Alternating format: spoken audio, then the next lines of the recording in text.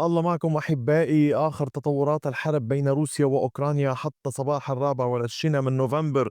الجيش الروسي يواصل عملياته العسكرية ويسيطر على بلدة جديدة ويقتحم بلدات إضافية، وطبعا انهيار في صفوف الدفاعات الأوكرانية نتيجة التقدم الروسي على نطاق واسع وزيادة الضغط على القوات الأوكرانية.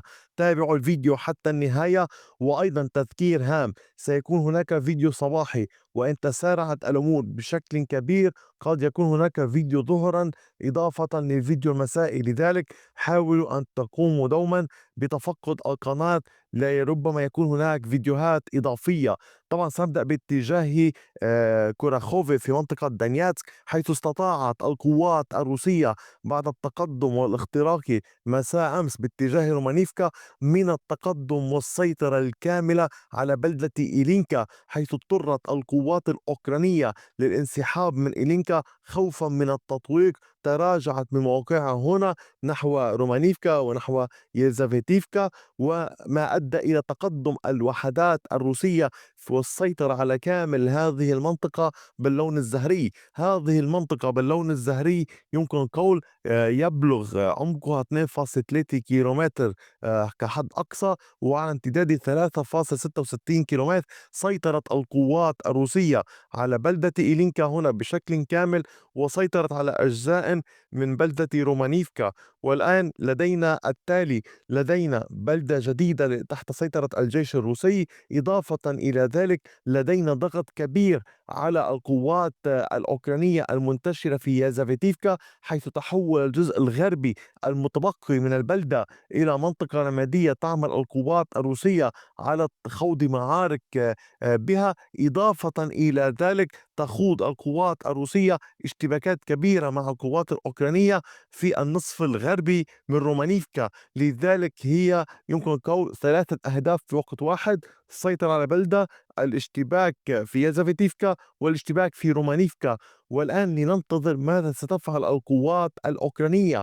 هل ستقرر الانسحاب باتجاه فيسيلي هاي وباتجاه يانيفكا هنا، أم ستحاول الصمود في اتجاه رومانيفكا ويلزافيتيفكا؟ طبعا هذا أمر الوقت سيكشفه. سننتظر في الساعات والفترة القادمة ما الذي سيحصل. إضافة إلى ذلك تتواصل الاشتباكات انطلاقا من محيط دالني على طول المنطقة هنا. تتواصل الاشتباكات في اتجاه اسبينوفكا وأيضا باتجاه فيسيلي هاي. إضافة لكل ذلك تتواصل الاشتباكات في اتجاه فيليكا نوفوسيلكا.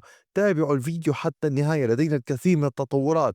بداية، أول تقدم: استطاعت القوات الروسية البدء بعملية الاقتحام لفيليكا نوفوسيلكا، فوصلت إلى مشارف المدينة هنا. تقدمت الوحدات الروسية وسيطرت على هذه المنطقة التي تشاهدونها. هذه المنطقة بعمق 940 مترا بامتداد كيلومتر ونصف. استطاعت القوات الروسية تثبيت نقاط سيطرة لها هنا. الأمر الثاني: استطاعت القوات الروسية اقتحام هذه المنطقة كما تلاحظونها، هذه المنطقة باللون الرمادي. القوات الروسية حاليا تشتبك مع القوات الأوكرانية في هذه المحاذير هنا، في هذه الانجارات. اشتباكات بين القوات التابعة للبحرية الروسية اللواء 40 مع التشكيلات الأوكرانية، أكيد كتيبة 140 وكتيبة 37 تتبع اللواء 56.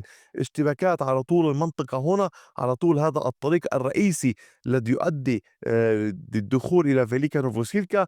لذلك القوات الروسية تعمد للدخول من عدة اتجاهات نحو المدينة. الاتجاه الثاني الذي تقدمت به القوات الروسية كان بين روزدولني وفيليكا نوفوسيلكا. وسعت القوات الروسية سيطرتها في هذه المنطقة.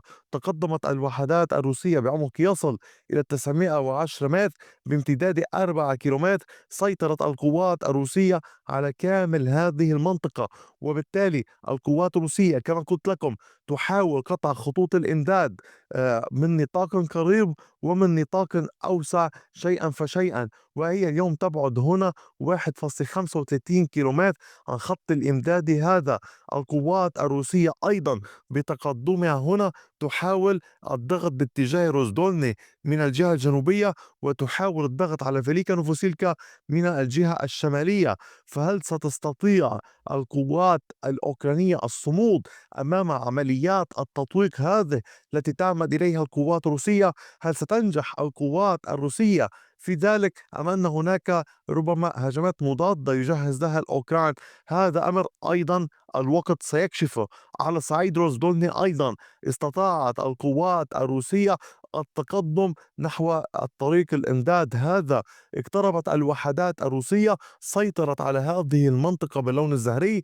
هذا التقدم بعمق 400 متر وبامتداد 200 متر استطاعت القوات الروسية السيطرة عليها، وباتت تبعد نحو 650 مترا عن المنطقة هنا. طبعا ضغط روسي على التشكيلات الأوكرانية الموجودة من في روزدولني، تحديدا انطلاقا من الجهة الشمالية، من الجهة الشرقية، ومن الجهة الجنوبية. لهذا حدثتكم أنه في حال تم قطع خطوط الإمداد هنا، هل ستستطيع القوات الأوكرانية في روزدولني الصمود؟ طبعا القوات الروسية لم تكتفي بهذا التقدم، بل واصلت عملية التقدم أيضا في محيط نوفو دونيتسك انطلاقا باتجاه فيليكا نوفوسيلكا نحو الجهة الجنوبية. أيضا تلاحظون هناك مدخل على طول الجهة الجنوبية إلى فيليكا نوفوسيلكا. تقدمت الوحدات الروسية هنا بعمق يصل إلى 560 مترا على امتداد 4 كيلومترات وربع. سيطرت القوات الروسية على كامل هذه المنطقة. كما تلاحظون القوات الروسية تضغط بكامل الاتجاهات، من كافة الاتجاهات، انطلاقا من هذه الجهة الجنوبية. أيضا هناك محاولات، ولكن التركيز هو للضغط على الأوكران من الجهة الشرقية. كما تلاحظون على كامل هذا الامتداد هناك تقدم روسي. أيضا تتواصل الاشتباكات في محيط نوفوداريفكا وفي اتجاه ريفنوبيل وفي المنطقة هنا. هذا كان على صعيد محور جنوب دانياتسك، عند هذه المنطقة، عند حدود مقاطعة دانياتسك من الجهة الجنوبية هنا باتجاه الجهة الغربية بطبيعة الحال. أما على صعيد بوكروفسك فكان هناك تقدم للوحدات الروسية في المنطقة هنا باتجاه بوشكيني بكوبين بوستينكا ويوريفكا. تقدمت الوحدات الروسية وسيطرت على هذه المساحة باللون الزهري. كما تلاحظون هذه مساحة باللون الزهري هي بعمق 2.36 كيلومتر وامتداد 1.28 كيلومتر. سيطرت القوات الروسية على هذه المنطقة، ضغطت على القوات الأوكرانية بشكل كبير. تحاول القوات الروسية قدر الإمكان زيادة عملياتها العسكرية، توسيعها لزيادة الجبهات على القوات الأوكرانية. بمعنى آخر تحاول الالتفاف على الأوكران في بوستينكا، الضغط باتجاه بوشكيني. طبعا هناك عمليات واسعة للجيش الروسي باتجاه المنطقة هنا. لذلك علينا انتظار إلى أين ستؤول الأمور. لذلك قلت لكم ربما قد يكون هناك فيديو طهرا إضافة للفيديو الصباحي والفيديو المسائي. لا يمكن تأكيد ذلك، الأمر رهن بالتطورات. لذلك أدعو دوما لمشاهدة الفيديوهات بشكل عاجل وفورا حين أنشرها، لمواكبة التطورات بشكل سريع، ولأن القناة تحاول تقديم المعلومات بدقة وبسرعة بشكل كامل وشامل. لذلك استغلوا الفرصة، استثمروا الفرصة. إضافة إلى ذلك أحبائي، فيما يتعلق باتجاه كورسك والمنطقة، كان هناك محاولات من قبل القوات الأوكرانية لاستهداف المنطقة بطائرات بدون طيار وبصواريخ أتاكامز. الدفاع الجوي الروسي أعلن إسقاط عددا منها. بقية الأمور تفاصيل غير واضحة، غير مكتملة حتى اللحظة. طبعا قد يكون هناك المزيد من التفاصيل في الفيديو لاحقا. هذا كان كل شيء حتى ساعات الصباح. ورجاء لا تنسوا الانضمام إلى القناة، دعوة أصدقائكم للانضمام إلينا، شاركوا الفيديو على أوسع نطاق. وشكرا لكم دوما على دعم القناة. لا تنسوا دعم القناة، دعمها هام لاستمراريتها.